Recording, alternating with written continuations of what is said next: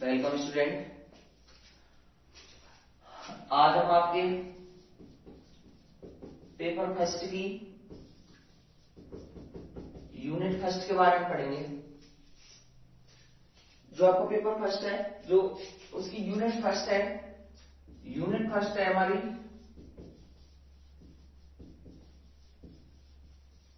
Plant morphology. जो हमारी unit first है वो है हमारी प्लांट मॉर्फोलॉजी। अब अगर हम इस मॉर्फोलॉजी शब्द के बारे में जानते हैं, मॉर्फोलॉजी क्या होता है। सामान्यतः हम दो शब्द प्रयोग में लेते हैं, एक एनाटॉमी, दूसरा मॉर्फोलॉजी।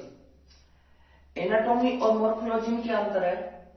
एनाटॉमी अगर कोई भी ऑर्गेनिज्म है, अगर हम उस ऑर्गेनिज्म के अंदर के ऑर्गन के बारे में, जैसे अगर हम प्लांट की बात करें तो प्लांट में जो अगर पूरा प्लांट का जो सिस्टम है, प्लांट के जो अंदर एपिडर्मिस, कॉर्टेक्स, पित्त और इसीलम, जो इनके बारे में अगर हम अध्ययन करना चाह रहे हैं तो हम करेंगे प्लांट की एनाटॉमी। अगर हम मॉर्फोलॉजी का अध्ययन कर रहे हैं तो मॉर्फोलॉजी का मतलब है कि हम पादप की, अगर मैं मॉर्फोलॉजी की परिभाषा की बात करूं तो पादपों की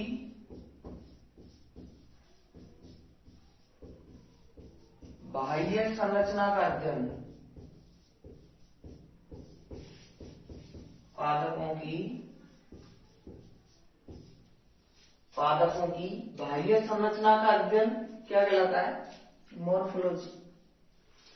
अब अगर हम बात करें बाह्य संरचना की तो पादपों की बाह्य संरचना में कौन होते हैं, तो पादपों की अगर हम बाह्य संरचना की बात करें तो बाह्य संरचना का मतलब है कि हम पादप की जो भी पादप के भाग है जिनको हम बाहर से देख सकते हैं, तो बाहर से हम किसे देख सकते हैं, पहले है जड़।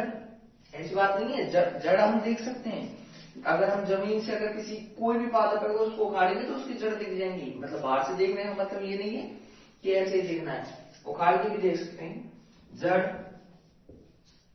सेकंड तना, पत्ती, फल और बीज। ठीक है।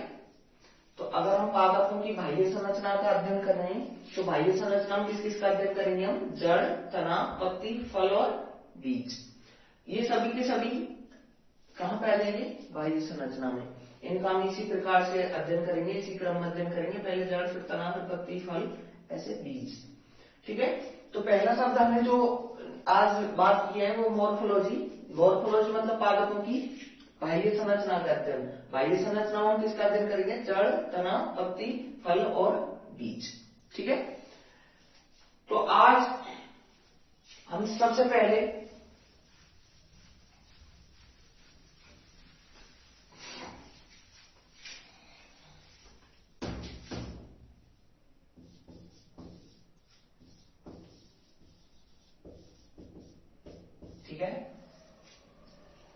आज हम सबसे पहले जड़ का अध्ययन करते हैं, रूट्स का अध्ययन करते हैं। ठीक है। तो अगर हम रूट्स के बारे में जानना चाह रहे हैं तो सबसे पहली चीज है हम इनके जड़ों के सामान्य लक्षण देख लेते हैं। जो भी हमारे जो जनरल कैरेक्टर होते हैं, सामान्य लक्षण। तो अगर हम जड़ के सामान्य लक्षण की बात करें तो जड़ के जो सामान्य लक्षण होते हैं, अगर मैं सबसे इंपॉर्टेंट जो जड़ का कैरेक्टर है उसकी बात करूं तो पहला है जड़ों का निर्माण।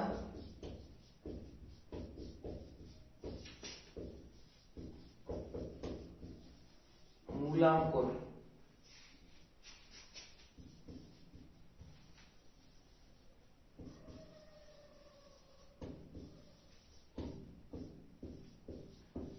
रेडिकल से होता है। ठीक है। अगर मैं जड़ के पहले सामान्य लक्षण की बात करूं तो जड़ों का निर्माण किससे होता है, मूलांकुर, रेडिकल से होता है। ठीक है। अब सबसे पहली चीज ये है मूलांकुर क्या होते हैं। ठीक है। सबसे पहली बात मूलांकुर पर कर लेते हैं। आपने बीज तो सभी ने देखा होगा तो बीज की जब हम बात करते हैं तो हमें ऐसे गोल बीज की हम बात करते हैं कि ऐसा बीज होता है। ठीक है, ठीक है, मैं ऐसा करता हूं, चलो ठीक है, एक मटर का बीज ले लेता हूं। तो मटर का बीज आपने देखा होगा, तो जो मटर का बीज ऊपर से कवर होता है, अगर हम उस कवर को हटा दें तो उसके बाद में आपको ऐसी संरचना दिखेगी।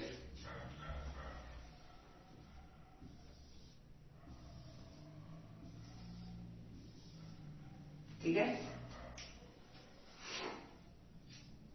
ऐसे दो पार्ट होते हैं।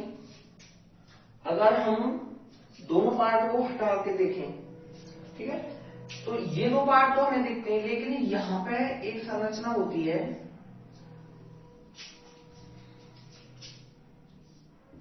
यहां पे, तो इसे बोलते हैं हम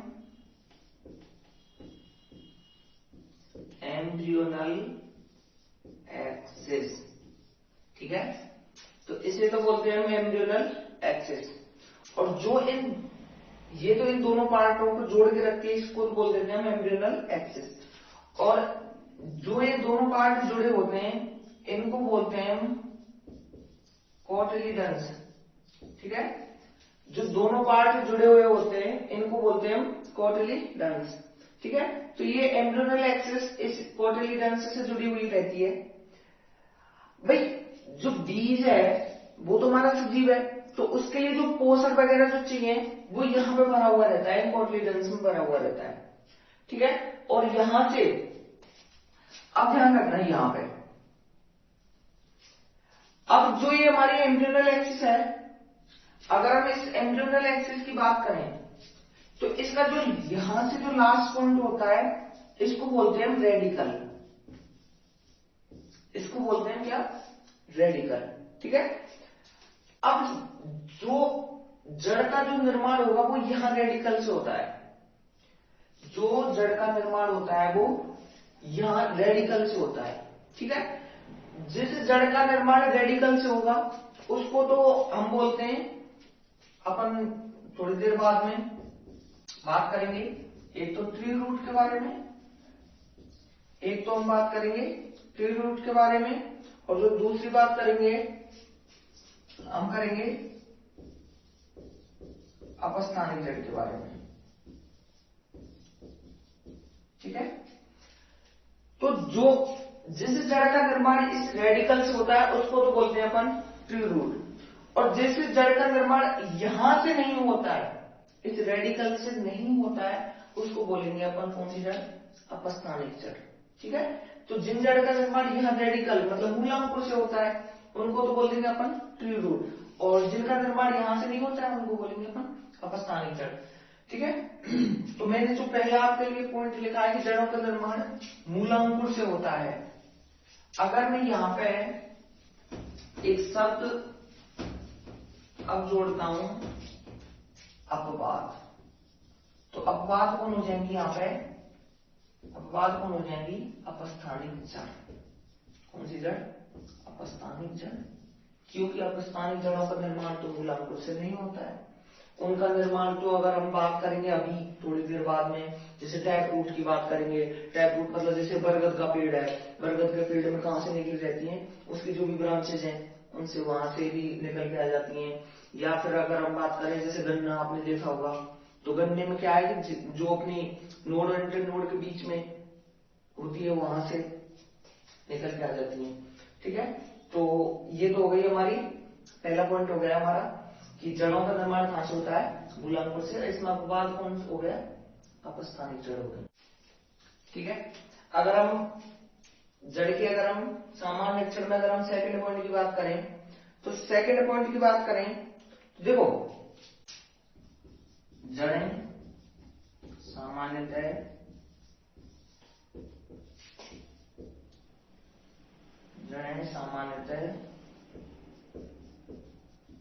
धनात्मक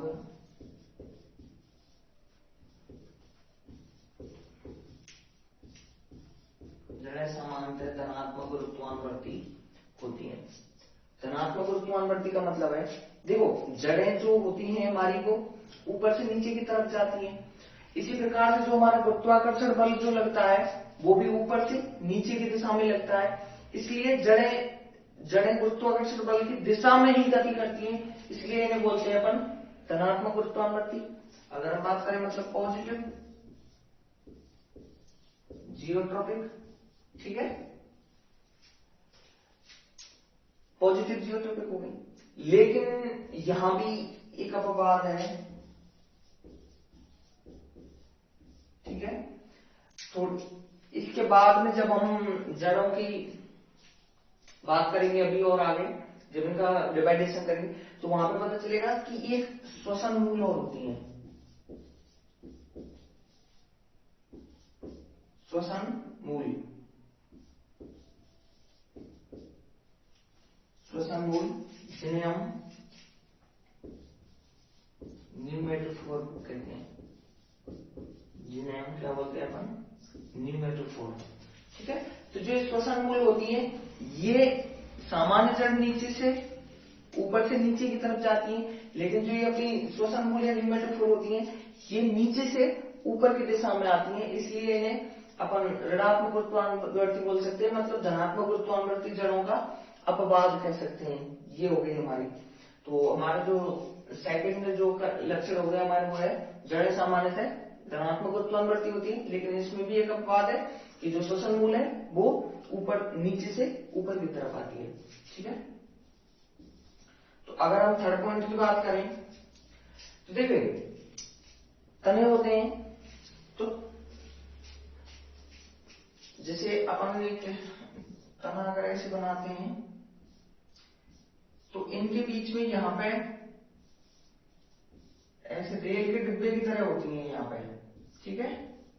तो यहाँ पे जड़ों तने में पाई जाती है नोड और इंटरनोड, मतलब पर्व और पर्व संधि दोनों पाई जाती हैं, लेकिन जो हमारी जड़ होती है वो सीधी होती है, इनमें कोई भी मतलब जड़ों में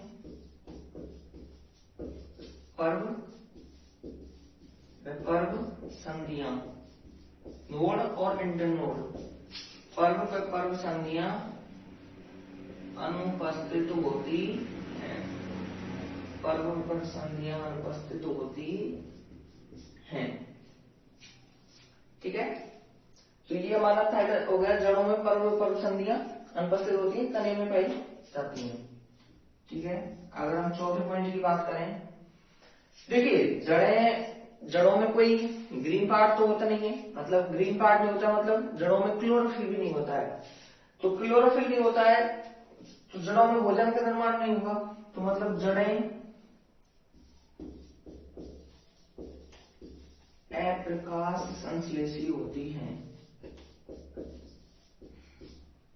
जड़ें अप्रकाश संश्लेषी होती हैं, ठीक है।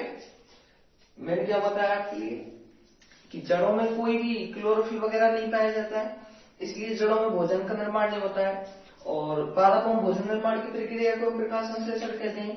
तो जब जड़ों में भोजन का निर्माण नहीं हो रहा है इसलिए जड़ें कैसी होती हैं, अप्रकाश संश्लेषी होती हैं, ठीक है। यहां भी एक अपवाद है, ठीक है।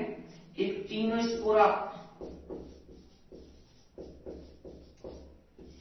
स्पोरा पादप है, बैक्ट्रापा,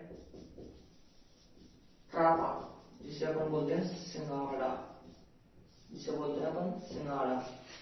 तीनों स्पोरा बैक्ट्रापा की जो जड़ें हैं यहाँ ये इनमें भोजन का निर्माण होता है, इसलिए जड़ें सामान्यतः अगर हम बात करें, देखो ये सामान्य लक्षण, ये अपवाद है, अपवाद को छोड़ के जड़ों के जो सामान्य लक्षण है उनकी बात हमने की है कि जड़ों का निर्माण मूलांकुर से होता है, लेकिन अपास्थानिक जड़ों का नहीं होता है, ये अपवाद है। जड़ें सामान्यतः धनात्मक गुरुत्वाकर्षण होती है, लेकिन श्वसन मूल अपवाद है। जड़ों में पर्व संधियां अनुपस्थित होती है, ये इसका कोई अपवाद नहीं है, ये सामान्य बात है। जड़ें प्रकाश संश्लेषी होती है, मतलब जड़ों में भोजन का निर्माण नहीं होता है, लेकिन तीनों स्पोरा बैक्ट्रापा की जड़ में भोजन का निर्माण होता है, ठीक है। तो अब तक हम कितने लक्षण, जो सामान्य लक्षण की बात की है, हम 4 सामान्य लक्षण की बात कर चुके हैं। इसके बाद में अगर हम बात करते हैं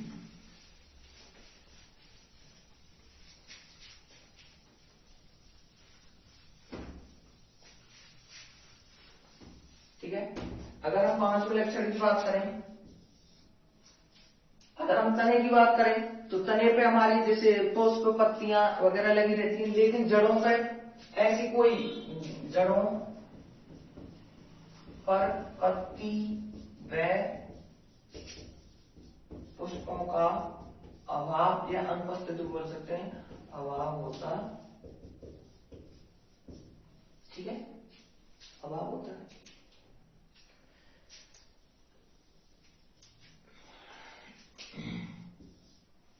ठीक है, देखिए जैसे ये भी पार्ट है, जैसे ये अपनी क्या है, जमीन है, जमीन से नीचे की दिशा में क्या हमारी जड़ गति करती है। ठीक है, तो जड़ें एक ऐसी इसी हिसाब से जाती हैं। तो जो जड़ का ये वाला पार्ट होता है इसको बोलते हैं अपन, इसको बोलते हैं अपन प्राइमरी रूट। ठीक है, तो ये तुम्हारी कौन सी रूट होती है, प्राइमरी रूट। देखिए अगर हम जड़ की बहुत ज्यादा अगर हम सामान्य बात करें, जो सामान्य कार्य की अगर हम बात करें तो देखिए अगर हम जड़ का जो सामान्य कार्य क्या होता है कि अगर हम कोई किसी बड़े, जैसे अपन डाइकोट प्लांट की बात करें, द्विबीजपत्री पादपों की अगर हम बात करें तो जैसे कितने बड़े बड़े पादप होते हैं, जैसे पीपल है, बरगद है, अगर ऐसे पादपों की अगर हम बात करें ये बहुत बड़े बड़े होते हैं। तो अगर इनको जो सहारा प्रदान करने का, मतलब इनको जो एक जगह पे स्थायी रखने का काम करता है ना, वो कौन करता है, जड़ करती है। और अगर हम दूसरी बात करें तो अगर इनके लिए, इतने बड़े प्लांट के लिए अगर जो जल पहुंचाने का कार्य करता है वो भी जड़ के द्वारा ही होता है। जो इनका मेन काम है वो क्या है, पादप को एक जगह पे स्थायी रखना। ठीक है, तो जो ये प्राइमरी रूट होती है ये इस दिशा में ऐसे जाती है नीचे। इस प्राइमरी रूट से कुछ ऐसी साइड में रूट भी निकली रहती हैं जिनको अपन क्या बोलते हैं, सेकेंडरी रूट। ठीक है, और सेकेंडरी रूट में छोटे छोटे ऐसे निकले रहते हैं, इनको बोलते हैं अपन रूट हेयर्स। ठीक है, इनको बोलते हैं अपन रूट हेयर्स। इनको अपन जैसे सेकेंडरी रूट को अपन लेटरल रूट या फिर पार्श्व जड़ें भी बोलते हैं। ठीक है, तो जड़ें क्या होगी, जड़ें एक नीचे, जमीन से नीचे की दिशा में जाती है, जो मेन पार्ट है उसको अपन प्राइमरी रूट बोल देते हैं। और इस प्राइमरी रूट से जो साइड में जो निकली रहती है और सेकेंडरी रूट, और सेकेंडरी रूट पे क्या पाए जाते हैं, रूट हेयर पाए जाते हैं। सेकेंडरी रूट को अपन लेटरल रूट है, पार्श्व जड़ें भी कहते हैं। ठीक है, तो इस तरह से जो हमारे ये है दूसरी चीजें हो गई। अगर हम छठ में बात करें तो जड़ों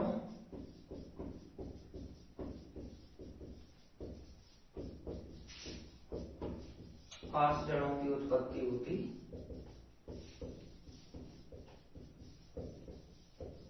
ठीक है, लेटरल रूट की उत्पत्ति होती है। तो ये हो गए हमारे जड़ों के सामान्य लक्षण। अब ध्यान रखना ये पहली वीडियो है, अगर इस वीडियो से संबंधित आपको कैसे पढ़ाना है आपको, या कोई सुझाव है कैसे क्या करना है क्या नहीं करना है, तो इस बारे में आप जो आपका व्हाट्सएप ग्रुप है उसमें आप मैसेज करके कोई भी, जो भी आपको जैसा भी सुझाव देना है वो सुझाव आप वहां पे दे सकते हैं। उसके बाद में हम आगे कंटिन्यू करेंगे। ठीक है, थैंक यू।